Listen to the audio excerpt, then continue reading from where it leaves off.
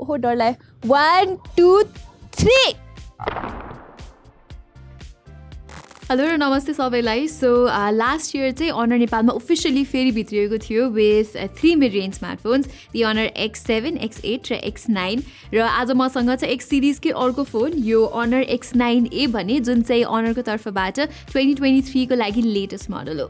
last week जनवरी 4 मा चाहिँ यो फोन ग्लोबली अनभिल भइसक्यो र it's launching very soon in Nepal as well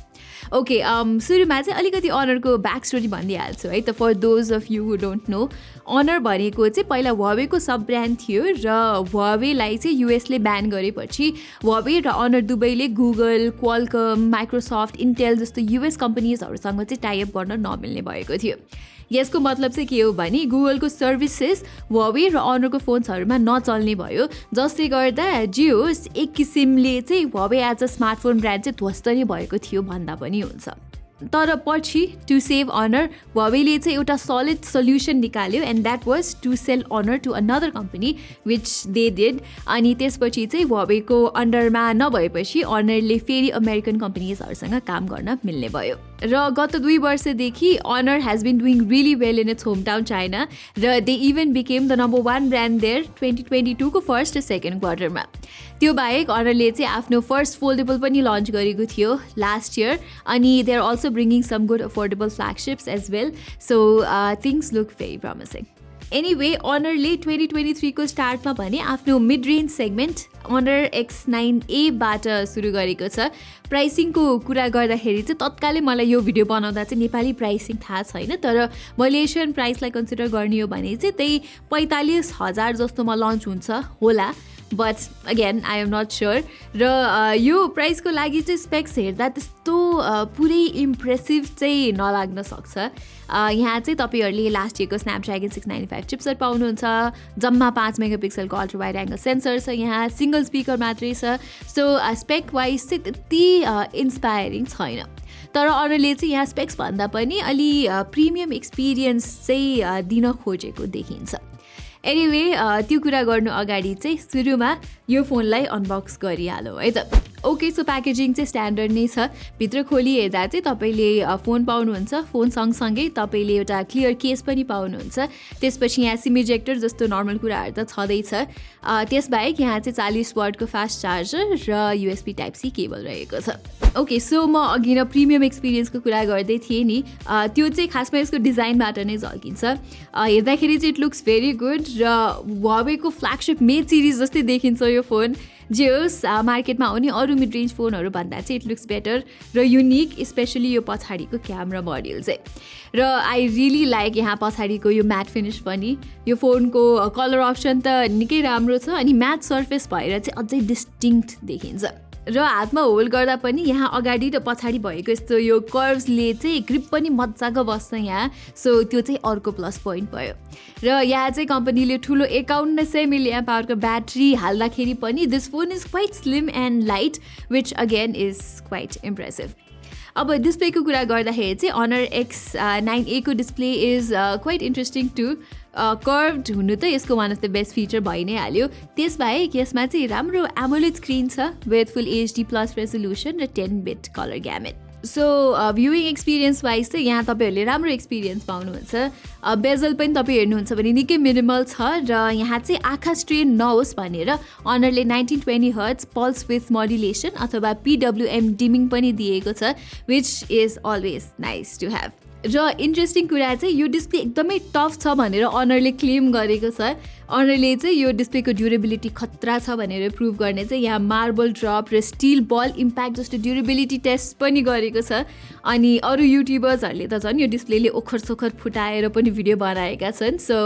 हामी पनि गइदिउँ न त बाहिर ड्रप टेस्ट गर्नलाई हामी यहाँ माथि छतमा आएको छौँ अनर X9A को डिस्प्लेको ड्युरेबिलिटी टेस्ट गर्नको लागि अनरले भनेअनुसार चाहिँ यहाँ डिपली रिइन्फोर्स ग्लास छ अरे जसले गर्दाखेरि चाहिँ यो एकदमै बलियो छ अरे भनेर भनेको छ गाडीहरू पनि यसको माथि चलाउँदा फुटेको चाहिँ थिएन भिडियोहरूमा सो हामी पनि टेस्ट गरी हेरौँ भनेर माथि आयो होइन हामी चाहिँ अब 3टा लेभलबाट टेस्ट गर्छौँ एउटा चाहिँ यो हाइटबाट गर्छौँ बसेको बेलामा झरेको सिचुएसन बनाउनको लागि एउटा चाहिँ अब यसरी उठ्दाखेरि पनि त झर्न सक्छ नि एउटा यहाँबाट गर्छौँ अनि एउटा चाहिँ अलि माथिबाटै गर्छौँ होइन सो यहाँबाट सुरु गरौँ है त यहाँबाट ओके 1 2 3 लेट्स सी के भयो केही भएन ल केही भएको छैन धुलै धुलो चाहिँ लागेको छ ल यो टेस्ट पास अब लेभल 2 बाट है त यहाँबाट ल 1 2 3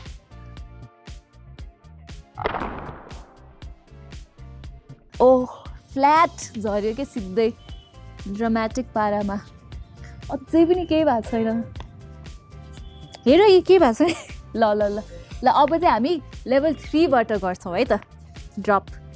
अब लेभल 3 यहाँ माथिबाट अझै माथिबाट गर्छु ल यहाँबाट झारेँ है त मैले 1 ओहो डर लाग्यो 1 2 3 जोडले झऱ्यो त केही पनि भएको छैन ओ माई गड ल डिपली रिइन्फोर्स ग्लासको चाहिँ म्याजिक रहेछ टेस्ट पास ए यहाँ अलिकति यहाँ डिस्प्ले चाहिँ होइन यहाँ अलिकति डेन्ट चाहिँ आएछ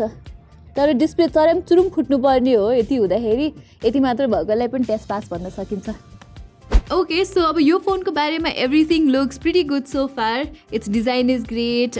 निकै ड्युरेबल पनि छ र डिस्प्ले पनि कर्भड एमोलेड वाला हो तर त्यो बाहेक Honor X9A does not stand out in अरू एस्पेक्ट्स टु बी फ्र्याङ्क एउटा 45,000 को मिड रेन्ज फोन भएपछि पर्फर्मेन्स र क्यामेरा पनि एकदमै इम्पोर्टेन्ट एस्पेक्ट हो जस्तो लाग्छ मलाई र यो दुईटै एस्पेक्टमा चाहिँ Honor X9A ले कम्प्रोमाइज गरेको देखिन्छ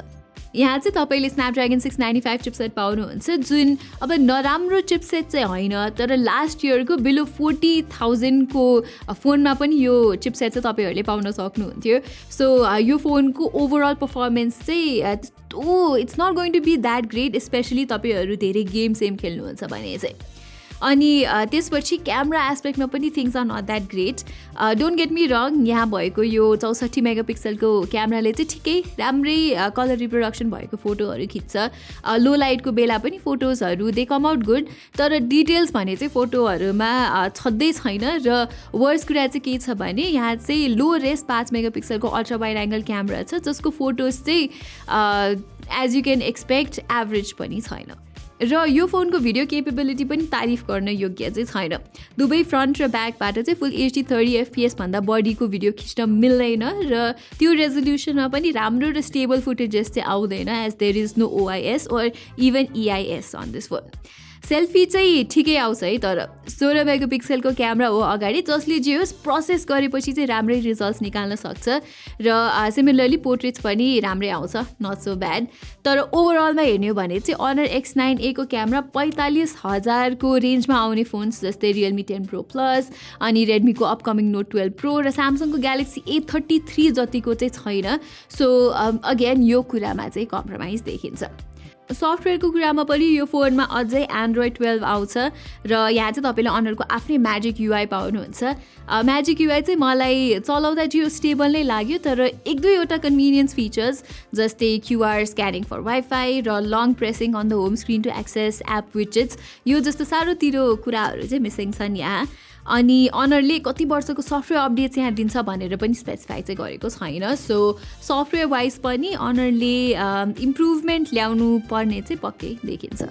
सो यो सबै एस्पेक्टलाई एनालाइज गर्ने हो भने Honorको यो X9A phone it looks design for that specific niche group of people who are okay with ठिकै पर्फर्मेन्स र क्यामेरा तर दे वान्ट अ ड्युरेबल अनि गुड लुकिङ फोन तर if you that group of people want a more balance mid range phone I think मेरो विचारमा चाहिँ you should instead go with रियलमीको 10 Pro Plus स्यामसङको Galaxy A33 or रेडमीको upcoming Note 12 Pro जसमा चाहिँ तपाईँले better camera better performance better haptics better speakers etcetera पाउन सक्नुहुन्छ सो एभ्रिवान यही नै थियो हाम्रो Honor X9A फोनको अनबक्सिङ र छोटो मिठो इम्प्रेसन्स